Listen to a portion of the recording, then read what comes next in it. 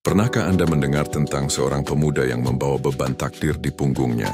Ia hidup dalam kesunyian, dijauhi oleh semua orang karena penampilannya, namun memiliki hati yang lebih indah dari semua permata di dunia. Ini adalah kisah tentang Bujang Bungkuk, sebuah legenda tentang kebaikan sejati, keajaiban yang terlahir dari ketulusan hati, dan cinta yang datang sebagai hadiah atas pengorbanan yang tak terlihat. Di sebuah desa yang damai, hiduplah seorang pemuda bernama Bujang Bungkuk. Sejak lahir, ia memiliki punggung yang bungkuk dan postur yang tidak biasa. Cacat fisiknya membuatnya menjadi bahan ejekan dan cibiran yang tak ada habisnya. Anak-anak desa lari setiap kali ia lewat, dan para gadis menertawakan punggungnya yang melengkung. Ia menjadi sosok yang dibisikkan di setiap sudut jalan, nama yang digunakan untuk menakut-nakuti anak-anak nakal. "Jangan berisik, nanti Bujang Bungkuk datang." Itulah kalimat yang paling sering ia dengar, membuat hatinya terasa seperti dicabik-cabik. Ia sering mendengar bisik-bisik yang menyakitkan saat ia lewat. "Lihatlah si bungkuk itu, pasti ia membawa sial, atau siapa yang mau menikah dengan orang sepertinya." Hinaan itu bukan hanya sekadar kata, melainkan racun yang merusak jiwa. Setiap tawa sinis adalah tikaman tajam yang menembus hati, meninggalkan bekas luka yang tak terlihat. Malam-malam yang ia habiskan di gubuknya dipenuhi oleh air mata yang sunyi, meratapi takdir yang ia rasa begitu kejam. Suatu sore saat ia mencoba membeli bahan makanan di pasar desa, semua pedagang menolaknya. Mereka membuang muka, seolah kehadirannya adalah kotoran. Salah seorang pedagang berteriak, "Jangan biarkan dia menyentuh dagangan kita, nanti bernasib sial." Kalimat itu tidak hanya mengusir dirinya, tetapi juga harga dirinya. Bujang Bungkuk berjalan pulang dengan tangan kosong, perut yang lapar dan hati yang hancur. Ia tidak membalas. Ia hanya menunduk, menelan kepedihan dan bertanya dalam hati, "Apakah kebaikan yang aku miliki tidak pernah cukup untuk menutupi kekurangan ini?" Meskipun hidupnya penuh penderitaan dan kesepian, hati Bujang Bungkuk tidak pernah dipenuhi kebencian. Ia percaya bahwa kebaikan adalah satu-satunya jalan. Ia menyadari bahwa jika dunia tidak bisa memberinya kehangatan, maka ia sendirilah yang harus menciptakan kehangatan itu. Ia tidak peduli jika kebaikan itu tidak akan pernah terlihat, karena ia tahu bahwa kebaikan sejati tidak mencari panggung. Ia hanya ingin melihat orang-orang bahagia. Meskipun kebahagiaan itu bukan untuknya, kebaikan terbesarnya tersembunyi di balik kegelapan malam. Saat seluruh desa terlelap dalam mimpi, Bujang Bungkuk keluar dari gubuknya. Ia akan melangkah dengan hati-hati memanggul alat kerjanya. Suatu malam ia melihat atap rumah janda tua yang bocor. Ia memanjat dengan susah payah, memperbaiki setiap genteng yang rusak, hingga atap itu kokoh kembali. Sebelum matahari terbit, ia sudah meninggalkan tempat itu tanpa jejak. Ia seringkali meninggalkan keranjang berisi hasil panen terbaik di depan pintu rumah-rumah termiskin di desa. Ia tahu keluarga di dalamnya akan kaget dan bersyukur saat menemukan hadiah itu di pagi hari.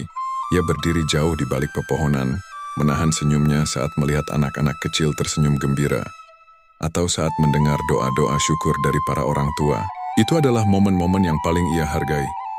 Momen yang memberikan arti pada setiap tetes keringat dan air mata yang ia keluarkan. Ia juga akan memperbaiki pagar yang rusak di sawah tetangga, mengalirkan air ke ladang yang kering, atau memotong kayu bakar yang menumpuk di depan pintu rumah orang-orang tua.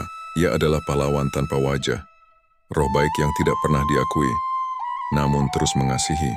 Ia tidak pernah berpikir untuk berhenti, karena ia tahu bahwa kebaikan adalah nafas hidupnya. Satu-satunya hal yang membuatnya merasa utuh di tengah semua duka itu.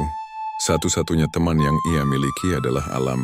Ia berbicara dengan burung, membelai kelinci yang ketakutan, dan menyirami bunga-bunga liar.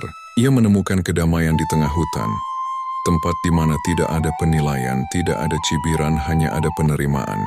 Ia percaya bahwa kebaikan yang ia taburkan ke alam dan orang-orang adalah cerminan dari hatinya yang tidak bungkuk, hati yang lurus dan murni.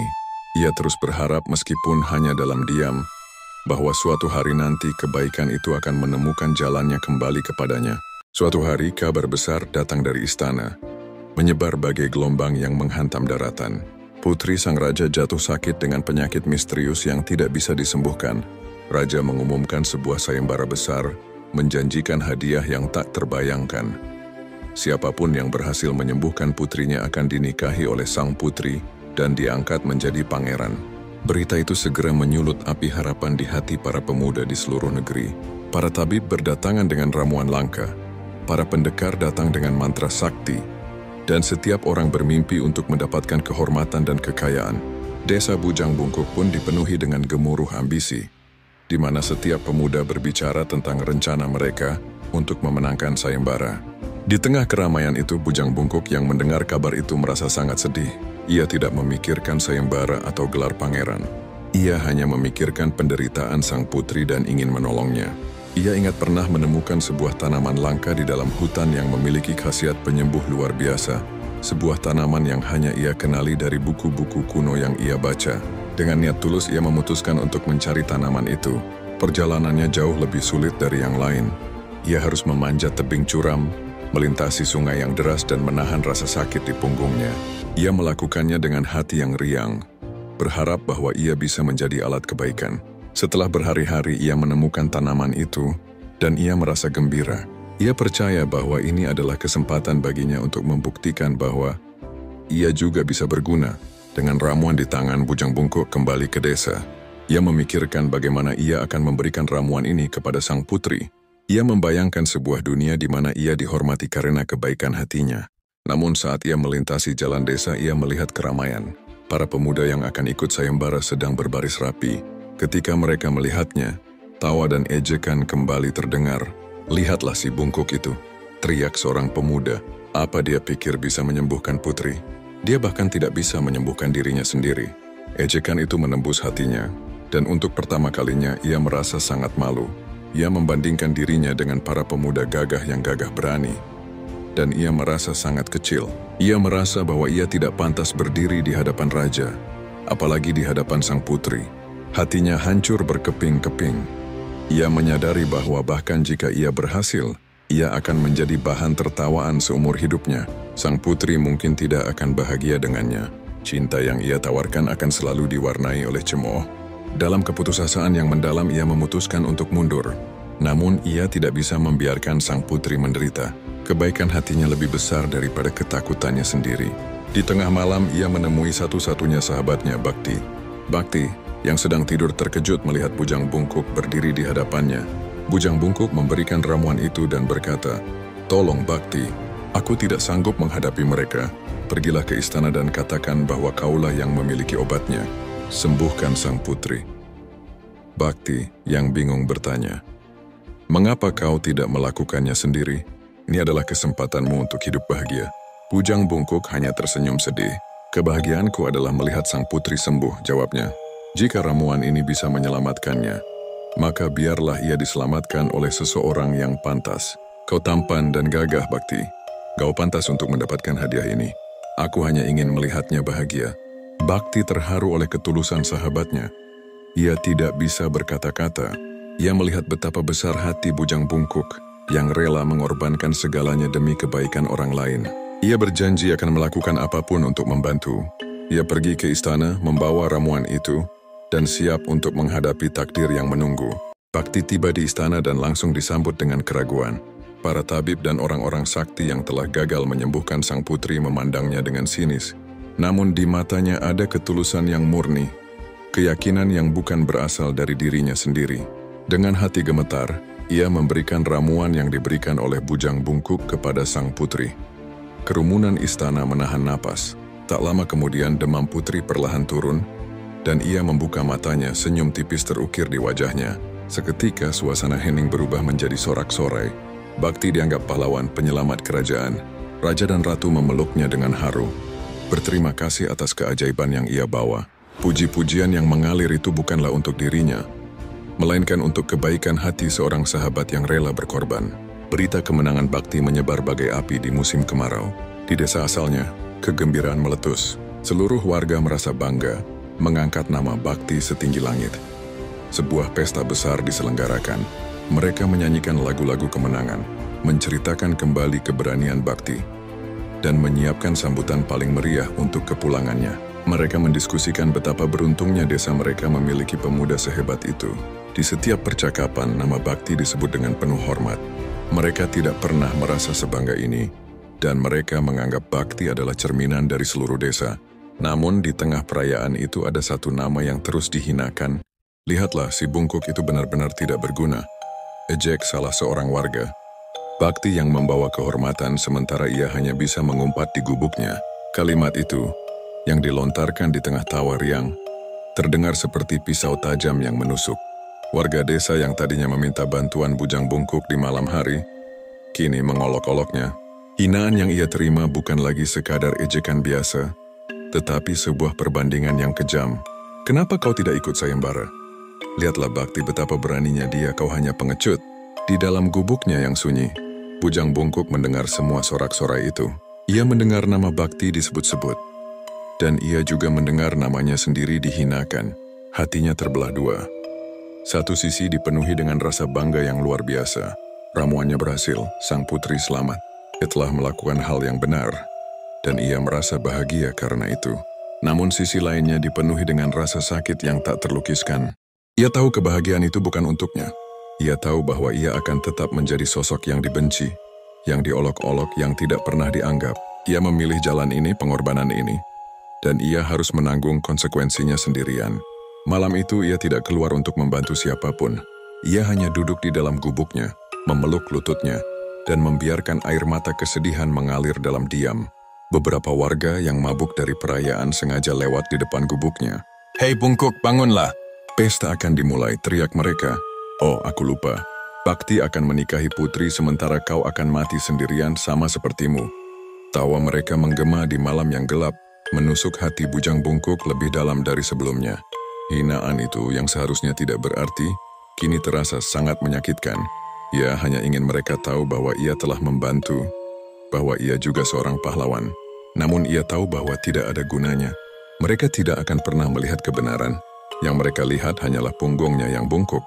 Ia menghela napas, menelan semua kepedihan, dan kembali ke dalam kegelapan gubuknya. Punggungnya terasa semakin berat. Hari pernikahan Bakti dan sang putri semakin dekat. Di tengah persiapan yang megah, Bakti merasa hatinya tidak tenang. Pujian dari seluruh negeri terasa seperti beban berat yang mencekiknya. Setiap kali ia melihat senyum sang putri, rasa bersalah bagaikan duri yang menusuk ulu hatinya. Ia tahu bahwa ia telah mengkhianati sahabatnya, dan ia tidak bisa menikahi sang putri dengan kebohongan. Kemewahan istana terasa dingin, dan ia merindukan kesederhanaan gubuk bujang bungkuk yang dipenuhi kebaikan.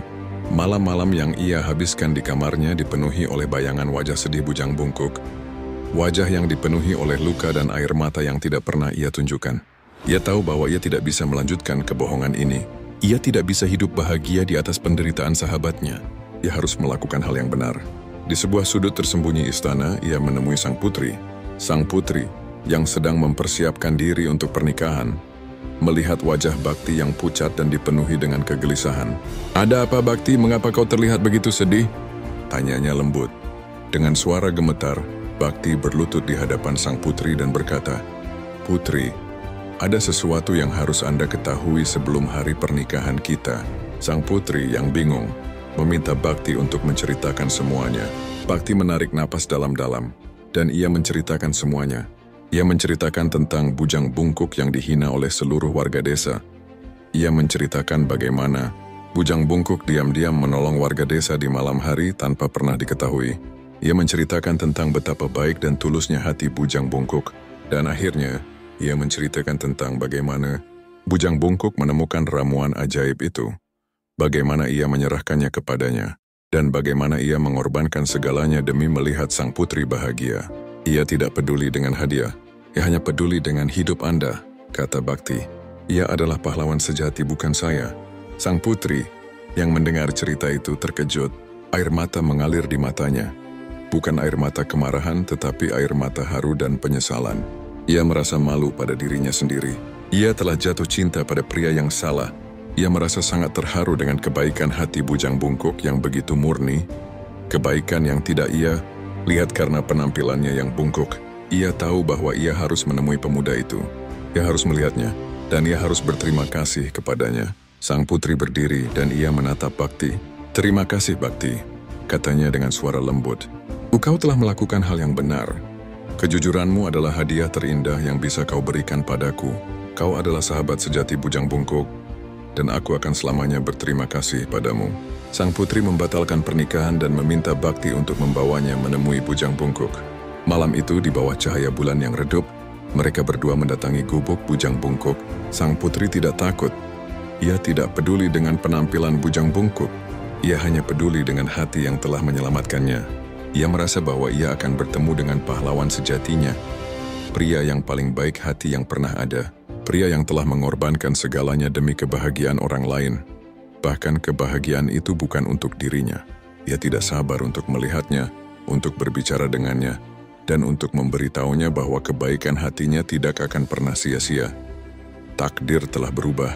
Malam itu, di bawah cahaya bulan yang redup, Putri Bunga dan Bakti mendatangi gubuk kecil yang sunyi. Sang putri melangkah dengan hati-hati, melewati jalan setapak yang gelap, menuju tempat tinggal seorang pahlawan sejati yang tak dikenal. Di dalam gubuk, Bujang Bungkuk yang lelah dan sedih terkejut saat mendengar suara di luar. Ia membuka pintu dan matanya melebar tak percaya. Di hadapannya berdiri sang putri yang agung dan cantik, ditemani oleh Bakti.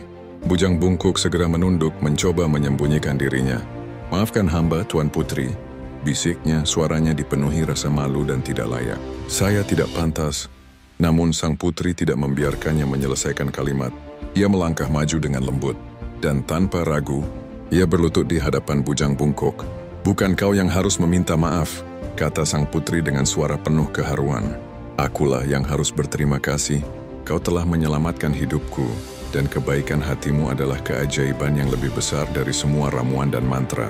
Bujang Bungkuk yang terkejut mencoba menahannya, tetapi sang putri memegang tangannya yang kasar. "Aku tahu segalanya," lanjut sang putri. "Aku tahu bagaimana kau menderita. Aku tahu bagaimana kau diam-diam menolong warga desamu. Dan aku tahu bagaimana kau mengorbankan dirimu untukku.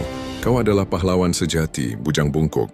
Mendengar kata-kata itu, air mata mengalir dari mata Bujang Bungkuk. Itu adalah air mata yang berbeda, bukan air mata kesedihan, melainkan air mata kelegaan dan kebahagiaan. Seseorang akhirnya melihat dirinya yang sebenarnya. Seseorang akhirnya menghargai hatinya yang tulus. Tiba-tiba sebuah cahaya keemasan yang sangat terang muncul dari langit dan menyelimuti tubuh Bujang Bungkuk. Cahaya itu tidak panas tetapi terasa seperti kasih sayang yang lembut. Rasa sakit yang telah ia pikul di punggungnya selama bertahun-tahun perlahan menghilang. Tulang-tulangnya terasa lurus dan punggungnya menjadi tegak. Tubuhnya yang kurus menjadi berisi, dan wajahnya yang dipenuhi duka menjadi bersih dan berseri-seri. Ia merasakan kekuatan dan kedamaian yang belum pernah ia rasakan sebelumnya. Ketika cahaya itu meredup, Bujang Bungkuk tidak lagi bungkuk. Tubuhnya tegak sempurna, dan ia berdiri dengan gagah seorang pria yang sangat tampan. Matanya yang dulu dipenuhi kesedihan kini memancarkan cahaya kebaikan dan kekuatan. Putri Bunga yang menyaksikan keajaiban itu tidak terkejut. Ia tersenyum. "Aku sudah tahu kau tampan," bisiknya. "Keindahan hatimu adalah keindahan sejatimu." Bujang Bungkuk menatap sang putri, dan ia tahu bahwa takdir telah membawanya kepada cinta sejatinya. Cinta yang melihat jiwanya, bukan penampilannya. Ia tidak tahu harus berkata apa. Ia hanya bisa memegang tangan sang putri dan berlutut di hadapannya, mengucapkan terima kasih. Sang putri mengangkatnya, dan mereka berdua berdiri saling menatap dengan Bakti yang menyaksikan dari kejauhan. Keajaiban itu adalah hadiah atas ketulusan hati Bujang Bungkuk, atas pengorbanannya yang tidak terlihat, dan atas kebaikan yang ia berikan tanpa mengharapkan imbalan. Ia telah membuktikan bahwa keindahan sejati tidak berada di permukaan, tetapi tersembunyi jauh di dalam hati. Pagi itu Bujang Bungkuk yang sekarang terlihat seperti pangeran meninggalkan gubuknya. Ia tidak lagi sendirian. Ia sekarang memiliki cinta sang putri, dan ia memiliki takdir baru yang menunggunya. Kisah cinta Bujang Bungkuk menjadi legenda yang diceritakan dari generasi ke generasi.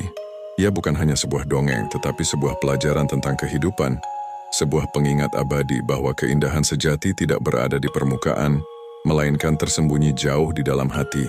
Di sekolah-sekolah di seluruh negeri, para guru menceritakan kisah Bujang Bungkuk untuk mengajar anak-anak agar tidak menghakimi seseorang dari penampilannya. Mereka belajar tentang bakti, yang kejujurannya menjadi cerminan dari hati yang tulus. Mereka belajar tentang sang putri yang melihat melampaui rupa untuk menemukan pahlawan sejati. Dan yang terpenting, mereka belajar tentang Bujang Bungkuk sendiri, yang meskipun menderita, tidak pernah membiarkan hatinya dipenuhi kebencian. Pengalaman yang ia lalui dari dihina dan diisolasi hingga menjadi pangeran yang dicintai, mengajarkannya bahwa kebaikan akan selalu menang. Ia menunjukkan kepada seluruh dunia bahwa belas kasih, pengorbanan dan hati yang pemaaf adalah kekuatan terhebat yang bisa dimiliki oleh seorang manusia yang mengubah cara pandang orang, tidak hanya di kerajaannya, tetapi di seluruh negeri, menjadi orang-orang yang lebih baik, lebih tulus, dan lebih penuh kasih. Bujang Bungkuk dan sang putri hidup bahagia selamanya, dan kisah mereka menjadi bukti nyata bahwa takdir dapat diubah oleh ketulusan. Keajaiban yang terjadi padanya bukanlah karena ramuan, tetapi karena hatinya yang layak mendapatkan keajaiban itu. Maka apakah kebaikan hati bisa benar-benar mengubah takdir? Dan apakah keindahan sejati bisa melampaui segala kekurangan? Legenda Bujang Bungkuk adalah jawaban abadi untuk pertanyaan-pertanyaan ini. Untuk kisah-kisah legenda, mitos, dan cerita rakyat Indonesia yang lebih mendalam, pastikan Anda subscribe ke channel kami dan nyalakan lonceng notifikasi.